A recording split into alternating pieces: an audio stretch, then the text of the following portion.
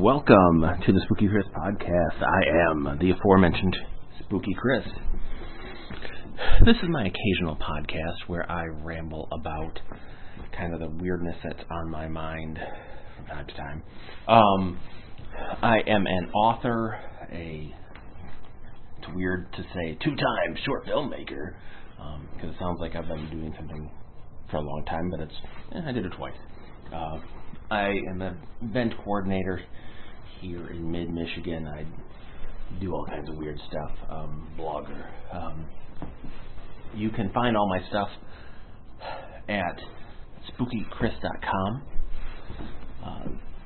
That's my little address on the interwebs. I wanted to talk this time. It's funny because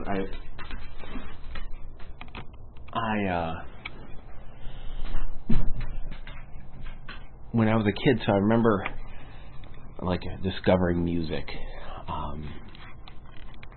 Like my first tape I bought was what was it? It was my first metal tape, heavy metal, was Megadeth's Rust in Peace. I remember I was super stoked. I remember buying Gwar on cassette. I bought my first Zeppelin was, I think, Coda, which is funny. Like a guy I knew was like, "Oh yeah, you should buy that. That's their best album," and he thought it was funny because I guess he thought he was trolling me because it was their last record, and I mean it's not their best record in any stretch, but I mean it's a solid record. Because when I grew up it was all tapes and stuff, so I remember getting tapes in the long boxes. If you never got tapes, they came in these long, the cassette tape, and it came in these long plastic kind of safety things. So usually, they had a tool that would pop them free, but once in a while you'd get an a-hole that wouldn't do that at the store, so you'd have to go home and try to like saw through it, because this was like industrial horror hell plastic, and I remember sawing at those things with a knife, like trying to get my cassette tape free. It's like, just give it my music. I remember getting Nevermind, the first Nirvana record that kind of broke big, and playing that over and over again. My sister just like, "What is that?" And I was like, "It's Nirvana! You won't understand." So I remember the discovery of music. I grew up listening to music, and that my folks listened to. Like they weren't, we didn't live in a musical household. Like some folks like sing and play music, and or they physically play it or play it on the radio. And ours just wasn't that kind of a family. My dad loved the soundtrack for Fiddler on the Roof, and my mom liked stuff. My dad kind of leaned more towards crooners. But we weren't like a family that sang or did anything like that. So, discovering music as I got older was kind of exciting. Especially, when, like I say, I was like 15, 16 when I kind of started discovering my music, the music that I chose, that I loved. It started with hard rock and Van Halen and all of that. And then kind of went more towards heavy metal. And it's interesting because the stuff I hated as a kid, like the 80s, I grew up in the 80s, the 80s stuff, all that pop stuff, I loathed, I hated it, because I heard it all the time. Now I love it. I mean, and it's nostalgia. Nostalgia takes the edge off of everything. But, I just remember, it's funny, just because, again, I remember, my sister listened to that stuff, and I just was like, ugh, gross. And I've learned to love it. Even some of the corny 90s stuff, again, I grew up with, I've come to appreciate. But what I was getting towards, inching my way, is I never consider myself a music person, but I love music. When I'm tooling around in my car, I listen to sports talk radio just as a weird kind of thing. I like the talking voices. But I love, like the vehicle I have, I'm leasing, and it's weird because it doesn't have a CD player, or of course it doesn't have a tape player. But like, so when I got it, I'm like, yeah, and I'm like, wait, it doesn't have a CD player. So I was like, oh, so it changed how I had to listen to music. So I have to like throw in a thumb drive, but the thumb drive I use has like 17 1,000 songs. So it's cool because like there's always just random weird stuff to play, and it's interesting to see the algorithms it'll figure out and like the weird habits it'll get in. Like, oh, I'm going to play a bunch of this, or I'm going to play a bunch of this, and I don't know what the logic behind it is, but it makes it kind of like a fun, like random DJ thing. But in remembering all of this, it brings you back to when I first started going to concerts. I went to my first concert when I was 18. It was Mr. Bungle, which I don't know if anybody out there knows Mr. Bungle. Mr. Bungle is the first band that Mike Patton, who got fame through with Faith No More, is the first band that he really started to get notoriety in. And I went to that when I was 18 out in Detroit, and it was amazing. And, like, it was one of those, like, it was a magical show, like truly, just one of those shows that was like, like so the end of the show, they do the concert, and the end of the show they played The Stroke, like a death metal cover of The Stroke. Stroke Man. And so as they're playing, like slowly, the band members, like each one will quit playing and go off the stage. And they would, Mr. Bungle's shtick back then was they wore like Halloween masks and dressed up in weird stuff. And Patton wore a leather fetish mask with the zipper mouth and all that stuff. And so he was the last one, and he was still singing, and everyone else had left. And I went and saw them at a place called St. Andrew's Hall, which was an old church a million years ago, and it has like a kind of a balcony area, like with a walk around. And he climbed the sound stacks, and climbed up there as he's still singing, and that's where he ended the concert, and that was it. That was the end. And it was just so weird, and I'd never seen a concert, but I'd never seen anything like that. But I think that's about as great of an introduction to live music as I could have asked.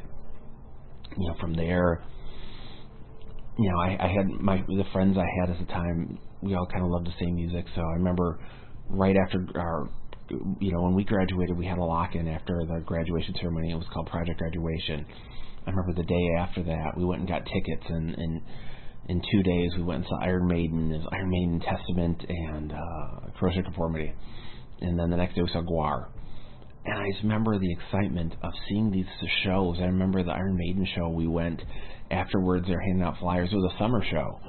And they're handing out flyers like, oh, meet Iron Maiden, because they just released their album, Fear of the Dark. And meet the band in Utica, which is a small suburb out in the middle of nowhere, towards this Detroit. And so we were like, well, of course we're going to go meet Iron Maiden.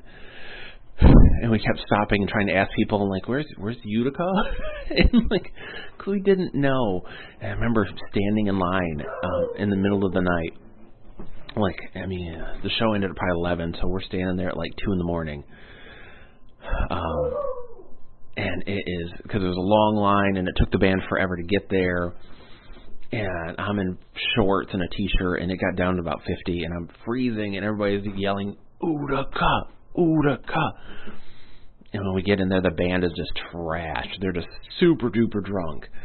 But it was great just to kind of meet them for a second and get something signed by them. It was just like the whole energy of that. Out here in Flint, we have something called Flint Local 432, which is an all-ages venue that would, have where all the local bands played. And they had it's a place that they had lots and lots of like bands that got big went through there, but mostly they like Avenged Sevenfold played there, I guess, when they were first starting out. I don't know from Avenged Sevenfold, but I guess they played there. But it was, a thing for all of us, weirdos. First we went to another venue that kind of did hall shows, and then we went to the local. And so we'd see hall shows, we'd listen to kind of local music. And so I had this time in my life when, we were at concerts all the time, and live music was a big part of it. And it's weird, because as I've gotten older, I'm not into the scene, because I'm older, as I just said. And it just doesn't doesn't mean as much to me. Going to live shows, and I mean, I the kind of music I like, I am not trying to deal with a bunch of people that are,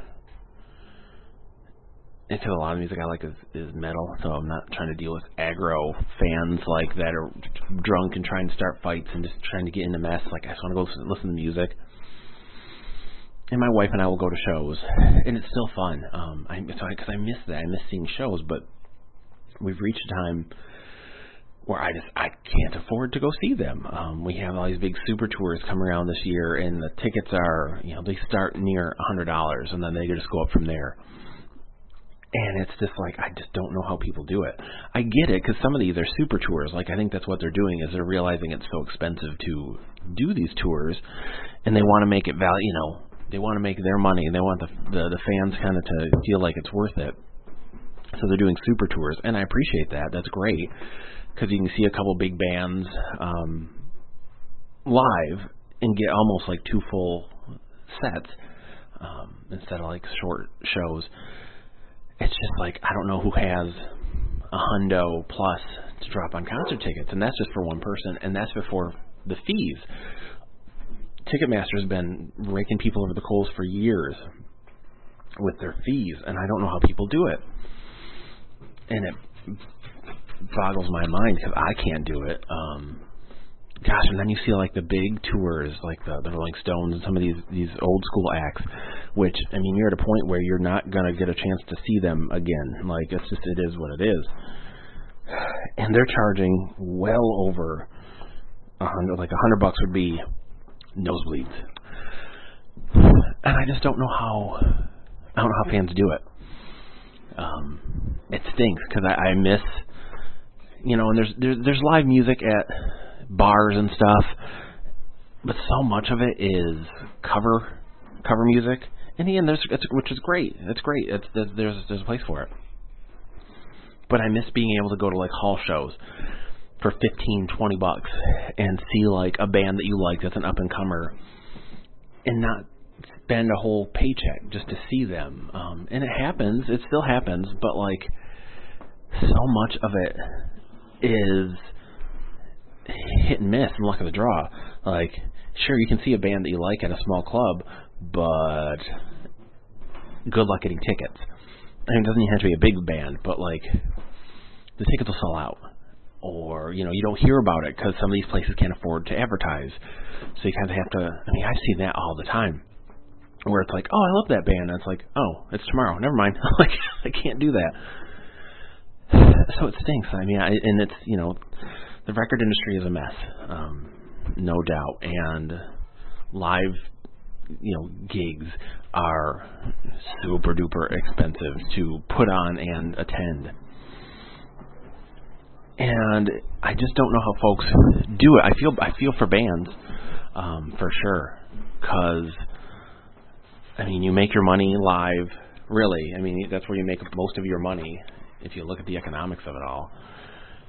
And you want, for some, I know for me, like, I don't like to read like stories live.